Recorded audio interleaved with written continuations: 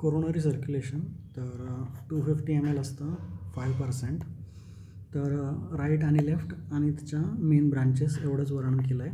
तर अँटेरियर किंवा right coronary sinus आणि तिकडे पोस्टेरियर किंवा लेफ्ट कोरोनरी सायनस एवढंच आहे. तर मेनली ब्रांच आहे त्याची राईट मार्जिनल आणि मग पोस्टेरियर डिसेंडिंग आणि पोस्टेरियर लेफ्ट वेंट्रिक्युलर आर्टरी.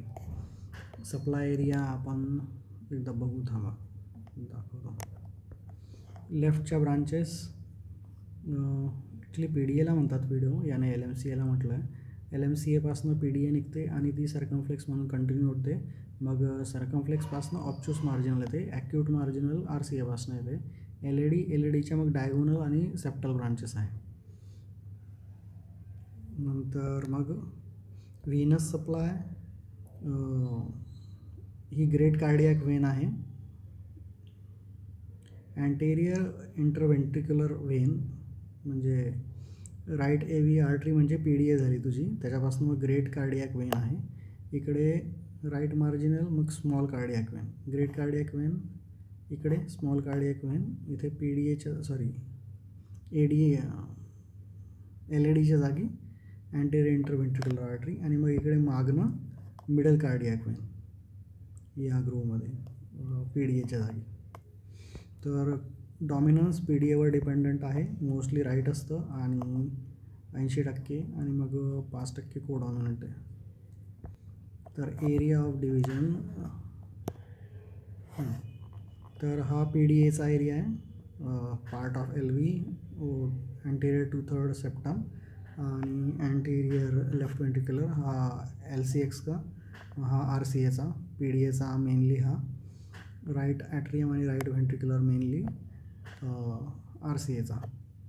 तर SA आणि AV नोड हे मेनली राईट कोरोनरीद्वारे आहे मेजॉरिटी, पार्टली लेफ्ट कोरोनरीद्वारे पण आहेत आणि मग बाकी मोस्ट ऑफ द हे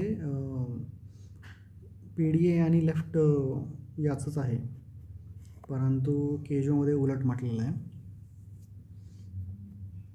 कारण की हा जो एरिया आहे सेप्टमचा एरिया आणि लेफ्ट RVB तरी म्हणू शकतो की ठीक आहे, राईटने सप्लायड असेल लेफ्ट आणि बंडल ऑफ हेजपासनं परकिंजे जे काही आहे हे मेन हा PDAचाच एरिया आहे. सॉरी, हां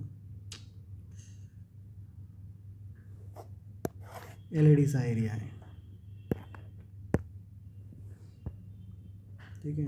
तर मेजॉरिटी राईट कोरोनरीद्वारा आहे, पोस्टेरियर डिसेंडिंगपासनंच SA नोड आणि राईट मार्जिनलपासनं AV नोड. ठीक आहे. नंतर थेबॅसियन वेन्स डायरेक्टली चेंबरमध्ये एम्प्टी करतात, मेनली राईट व्हेंट्रिकलच्या. तर त्याच्यामुळे राईट व्हेंट्रिकलला कार्डिओप्लेजिया व्यवस्थित जात नाही. तर प्रॉपर्टीज काय याच्या, फेजिक फ्लो आहे फक्त डायस्टोलमध्ये होतो, लेफ्ट व्हेंट्रिकलमध्ये, राईट व्हेंट्रिकलला पूर्ण वेळ होतो. या एंड आर्टरीज आहेत, हाय एक्स्ट्रॅक्शन रेशिओ आहे. सब एंडोकार्डियलला सगळ्यात कमी ब्लड सप्लाय होतो, कंप्रेशन जास्त होतं, प्रोन टू इस्केमिया आहेत. हां, तर 250 ml आपण बघितलं 5%. लेफ्टचं आहे ना फक्त डायस्टोलमध्ये होतो, 120 प्रेशर त्याचं ॲओर्टाच्या प्रेशरशी मॅच करायला ना, त्याच्यामुळे तिथे ते कंप्रेस करून टाकतं. आणि राईटमध्ये डायस्टोलिक प्रेशर फक्त 30 असतं आपलं पल्मनरी, त्याच्यामुळे मग तिथे कंटिन्युअस सप्लाय असतो. फेजिक आहे, एंड आर्टरीज आहेत, एक्स्ट्रॅक्शन रेशो खूप जास्त आहे, त्याच्यामुळे त्यांना एक्स्ट्रॅक्शन आणखी वाढवता येत नाही. एक्स्ट्रॅक्शन नॉर्मली 25% असतं, पण यांचं टोटल 70 to 80% आहे. 25% नॉर्मल टिश्यूजमध्ये असतं. नॉर्मल BMR पण त्यांचा 8 to 10 आहे, आपल्याला माहिती आहे BMR 3.5 आहे मेट, तर हा डबल ते टिबल झाला त्याच्यामुळे त्यांना एक आणखी एक्स्ट्रॅक्ट नाही करू शकत, मस्ट बी तिथे ब्लड फ्लो वाढला पाहिजे डायलेशनने. म्हणून फ्लो मेटाबॉलिझम कपलिंग आहे. कपलिंगसाठी मेन सगळ्यात इम्पॉर्टंट ॲडेनोसिन आहे. बर्नीज हायपोथेसिस आहे की ATP ADP डिसइंटिग्रेट होऊन ॲडेनोसिन बाहेर पडेल आणि ते खूप मोठ्या प्रमाणावर मग वेझोडायलेट करतात. अदरवाईज पण मग CO2 O2 pH आणि nitric oxide flow metabolism coupling करतात. तर याला थ्रॉटलिंग इफेक्ट म्हटलेलं आहे, जे प्रेशर वर जातं सिस्टोलमध्ये. आयसोमेट्रिक आयसोव्हॉल्युमेट्रिक कॉन्ट्रॅक्शनमध्ये पूर्ण चोक होऊन जातो आणि आयसोव्हॉल्युमेट्रिक रिलॅक्सेशनमध्येच तो ओपन होतो. ऑटो रेग्युलेटेड आहे, स्वतःच्या मेटाबॉलिझमनुसार तो चेंज होतो. 50% झाल्यानंतरच त्याचा क्रिटिकल स्टेनोसिस आहे आणि 80% झाल्यावर तो रेस्टिंगमध्ये ब्लड फ्लो कमी होतं. अदरवाईज 50%पर्यंत काही फरक पडत नाही. त्याच्या 50%च्या पुढे अंजायना चालू होतो. म्हणून मग इथे कोरोनरी स्टील आहे, हा ऑलरेडी मॅक्झिमममध्ये तुमचा सप्लाय चालू आहे. हा 1 आहे तर 5 टाइम्स सप्लाय वाढतो. पण जर तुमचं ऑलरेडी स्टिनोसिस असेल तर मग तो तेवढा फ्लो वाढत नाही. फ्लोचा फॉर्म्युला आहे diastolic minus end diastolic pressure, diastolic B P minus L V end diastolic pressure left वेंट्रिकलसाठी. तर मॅप महत्त्वाचा नाही आहे, डायस्टोलिक बी पी महत्त्वाचा आहे. डायस्टोलिक बी पी कमी कधी होतो, ARमध्ये आणि PDAमध्ये.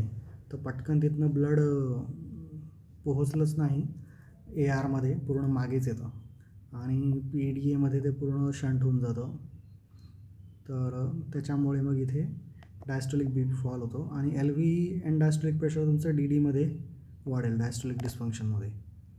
तर डायस्टोलिक कमी होईल इथे आणि एंड डायस्टोलिक प्रेशर वाढेल. तर आणि मेन आहे की हे आयसोव्हॉल्युमेट्रिक रिलॅक्सेशनमध्येच ब्लड फ्लो होतो आणि मग तिथे जितका वेळ होईल तेवढंच मिळतं. म्हणून हार्ट रेट डिपेंडंट आहे, कारण की हार्ट रेटमुळे सिस्टोल तर तेवढाच असतो, डायस्टोल कमी होतो. तर म्हणून diastolic pressure time index, pressure into time. तर coronary perfusion pressure into diastolic time, त्याला प्रेशर टाईम इंडेक्स म्हटलेलं आहे. तर ऑटो रेग्युलेशन होतं, आपल्याला माहिती आहे CNS 50 ते 150, तर सिमिलर वेमध्ये 50 ते 120 लिहिलं आहे. आणि बियॉन्ड दिस रेंज मग ते प्रेशर डिपेंडंट होतं, वाढलं तर वाढेल, कमी झालं तर कमी होईल. हायपॉक्सिया आणि ॲडेनोसिन मेन आहेत. मायोजेनिक थिअरी आहे की प्रेशर वाढलं की ते रिफ्लेक्सली कॉन्ट्रॅक्ट होईल, प्रेशर कमी झालं की डायलेट होईल. मेटाबॉलिक मग हायपॉक्सिमियामुळे ॲडेनोसिन सिक्रेट होईल. बाकी मग अल्फा आणि बीटा रिसेप्टर आहे. अल्फा हे इपिकार्डियल आहे, बीटा हे इंट्रामायोकार्डियल आहे. इपिकार्डियल व्हॅसोकन्स्ट्रिक्शन झालं की अँटीस्टील मेकॅनिझम होतं, फ्लो वाढतो. बीटा 2 इंट्रामायोकार्डियल आहे आणि सबएंडोकार्डियल आहे, तिथे फ्लो वाढतो. पॅरासिम्पॅथेटिकचं एवढं इनर्वेशन नाही आहे, मेनली सिम्पॅथेटिकच इनर्वेशन आहे. आणि मग हार्मोनल अँजिओटेन्सिन 2 माहिती आहे आपल्याला, व्हॅसोकन्स्ट्रिक्टर आहे, हा इंडिपेंडंट ऑफ सिम्पॅथेटिक इनर्वेशन आहे. नंतर ANP आणि VIP. डायलेटर एकच आहे याचा, कॅल्शियम जीन रिलेटेड पेप्टाईड, तो EDRF सिक्रेट करतो. EDRF आणि मग हे 2 झाले समजा, कॅल्सिटोनिन जीन रिलेटेड पेप्टाईड आणि EDRF एंडोथिलिन डिराइव्ड रिलॅक्सेशन फॅक्टर, तर हे असं डायलेट करतात. बाकी मग ॲनेस्थेटिक एजंट्स लिहू शकतो की रिड्यूस मायोकार्डियल रिक्वायरमेंट आणि protects against reperfusion energy. Coronary dilators आहेत सर्वजण.